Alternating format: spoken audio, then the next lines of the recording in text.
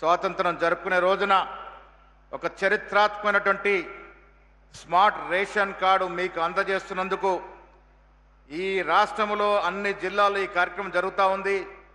Smart ration card అందుకుంటున్నటువంటి ప్రతి ఇంటి యజమానికి యజమానురాలికి నా శుభాకాంక్షలు.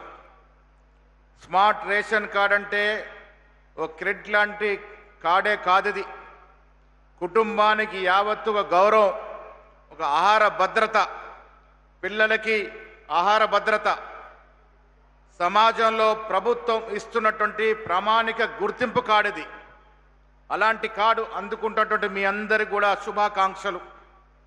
ఇవాళ రేషన్ కార్డు ఇవ్వడం అంటే మీ అందరికి కూడా ధనికులు తినేటటువంటి సన్న బియ్యం ఇవ్వడం, దాంతోపాటు సరుకులన్నీ కూడా నేరుగా అవకతో లేకుండా ప్రతి కుటుంబానికి ప్రభుత్వం ఇచ్చే ప్రతి సంక్షేమం చేరే విధంగా ఈ కార్డు రూపకల్పన చేసినటువంటి రాష్ట్ర ప్రభుత్వానికి, ముఖ్యమంత్రి గారికి, ఉత్తమ్ కుమార్ రెడ్డి గారికి నా మనస్ఫూర్తి ధన్యవాదములు.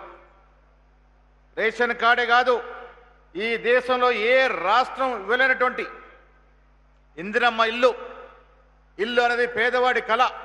అలాంటి కళని ఎన్నికలకు ముందు వాగ్దానం చేసి ఇవాళ సాకారం చేస్తున్న ఘనత కాంగ్రెస్ ప్రభుత్వానికి. నియోజకవర్గానికి 3000 ఇల్లు చొప్పున ఇస్తా ఉన్నాం. ముఖ్యమంత్రి గారి ధ్యేయం అర్హత కలిగినట్టు ఏ పేదవాడు కూడా ఇల్లు లేకుండా ఉండకూడదని ఆ కార్యక్రమంలో భాగంగా ప్రతి వానికి ఇల్లు ఇస్తా ఉన్నాం. ఉచితంగా కరెంటు వాడుకున్నట్టు కుటుంబాలు ఈ రాష్ట్రంలో 85% పైన ఉన్నాయంటే అది అతిశయోక్తి కాదనే మాట కూడా సందర్భంగా మనవి చేస్తా ఉన్నాను. ఒకవైపు ఈ దేశంలో ఏ రాష్ట్రంలో సంక్షేమం ఇస్తూనే మరొక అభివృద్ధిపై దృష్టి సాధిస్తూ ఉంది ప్రభుత్వం.